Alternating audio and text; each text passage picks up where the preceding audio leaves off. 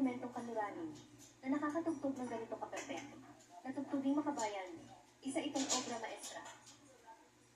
Ang bango, naaamoy ko ang mga bulaklak, parang isang panaginip. Walang kapantay ang tunog ng piano.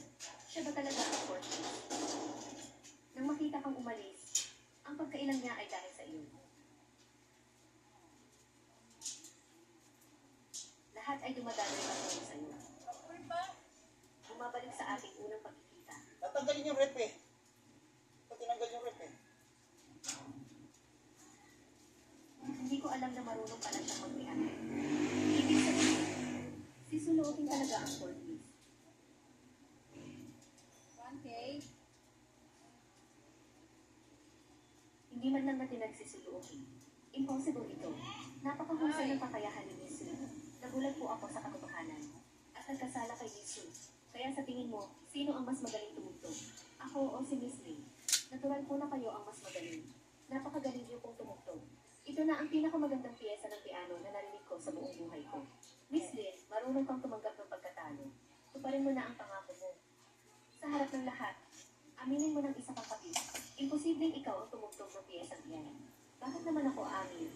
Sinasabi mo bang, sa harap ng ganito karaming tao, nandaya ako? Siguradong may ginawa kang padaraya.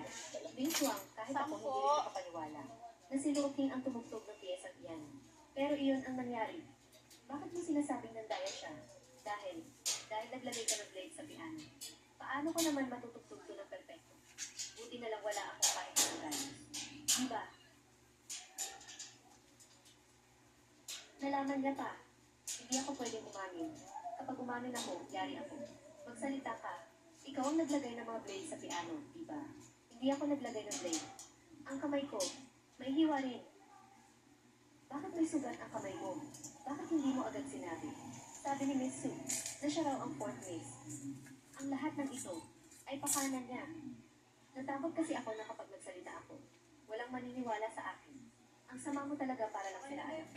Sabi ko na nga ba, napakagaling ni Ling Shuang sa piano. Paanong matatalo siya? Ikaw pala ang may kagagawa ng lahat. Sunu King.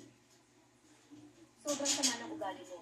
Kung hindi mo ito ipapaliwanag sa akin ngayon, hindi kita palalagpasin. Fourth miss. Ito ang mga litrato kung saan inilagay ni Miss Lin ang blade. Magkano po? Sige po, consent. Ito pala sa paningin niyo. Diyos ko, nakuhanan pala lahat. Siya pala yon, ang mabait na anghel.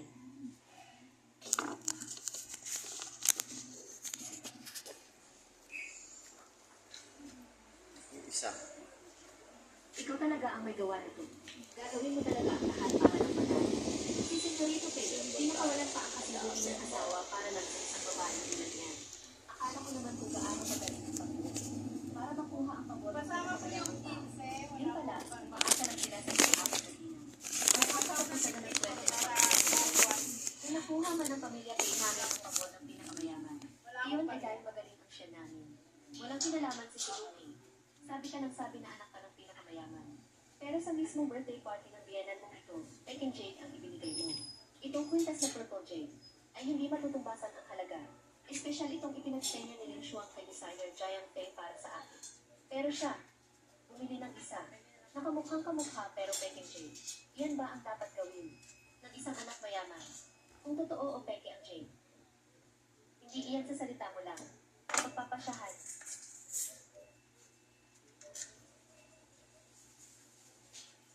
Iyan ang pangatlong senyorito ng Supreme.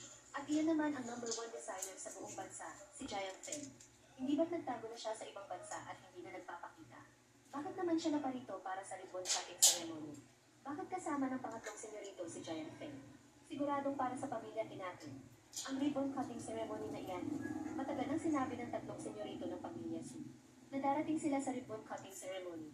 Itong hotel ay dinisenyo rin ni Master Jiang Feng. Kaya normal lang na pumunta siya. Dali, puntahan mo sila at batiin. Tama ka. Paano kung malaman niya na peke ang kwintas na regalo ko? Third Master.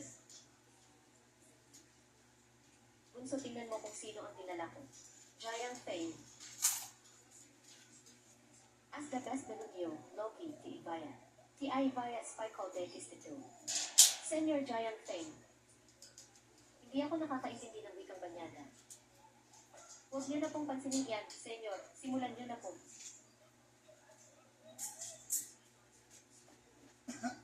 Sunukin.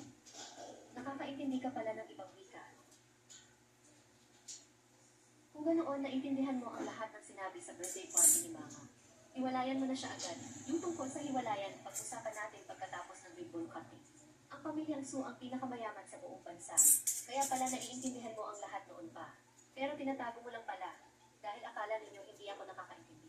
Kaya niyo ako ininsulto sa ibang wika. O ano, parang kasalanan ko pa yata. Ngayon ipapakita ko sa inyo kung ano ang tunay. At kung ano ang peke. Ba't tinatanggal mo yan? Ito tatanggal. Kapag napatunayan niyang peke ang witness ko, lagot na ako. Yung nasa second layer. Tagalin mo yung second layer. Yung mga Ikaw na po tagalin ang bahala. CJ,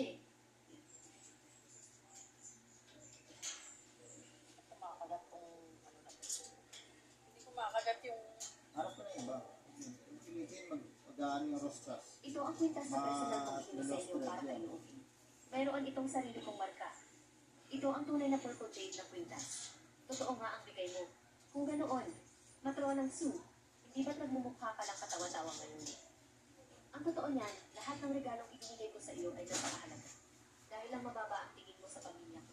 At dahil sa tingin mo ay tumaba ako pagkatapos ng anak. Mas pinili mo pang ibigay sa katulong ang mga regalo mo. Kaysa ikaw mismo ang gumamit nito. Kahit na totoo pa ang bigay mo. Ano naman ngayon, hindi pa rin yan mapapatunayan. Na peke ang ibinigay ni Ling Shuang. Ipagtatanggol ko si Ling Shuang at lilinisin ang pangalan niya. Tita, kung aaminin ko, na peke ang kwintas na binigay ko para lang sumaya si Miss Su. Eh di aaminin ko na lang. Total naman, ngayon ang pag-take over ni Cheyenne. Sa Shengshi Hotel, isang magandang araw. Ayaw kong sirain ang araw ng lahat. Hoy babaeng plastic, tapos ka na bang umarte? Ah, ang taas nito pa. Dahil sinabi ko Ganyan pa yan, natin to? Oo, mas panalo lalo siya kong pa. kailangan linisin ang pangalan. O, ito ilagay natin doon sa Hindi sulo. pwedeng mapagbintangan ka ng mali Hindi na na nilagay. pantay-pantay para maano tingnan. Ha?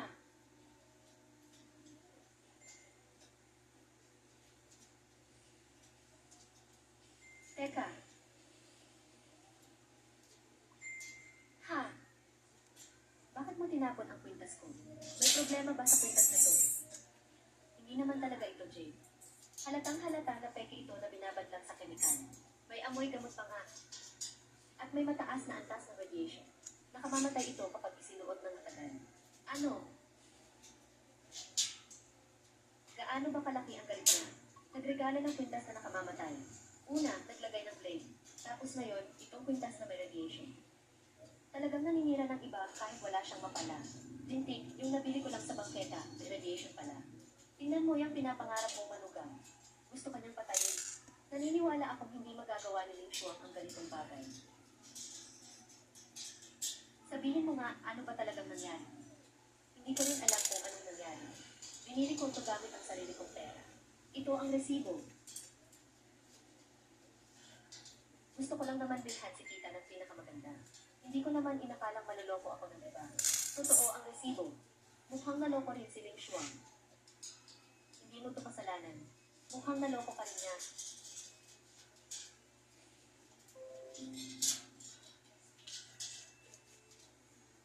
Hindi ba yan si Amy yung Brian Feng, ang sikat na designer? Anong ginagawa niya rito? Ito ang purple jade necklace. Pakibigay na lang sa fourth miss. Sige po. Fourth miss. Huwag mong sabihin, ang fourth miss ng pamilyang Yang Fusu. 1 bilyon. Ang dali talagang maloko ng matandang yan. Ang bilis kumagat sa pain. Fourth sister, ayos ka lang ba? Third brother, akala ko pa naman kung gaano kagaling ang paraan ni Ling Shuang para lokohin sila. Pero ngayon, mukhang mahilig lang talaga sa peke ang mag-inang yun. Pamilya Pei, may mata ka nga, bulag ka naman. Ngayon, pagbabayarin ko sila. Third master, pasensya na sa nangyari ngayon. Dahil sa ilang problema sa pamilya Pei, naantala ang ribbon cutting ceremony. Huwag kang mag-alala.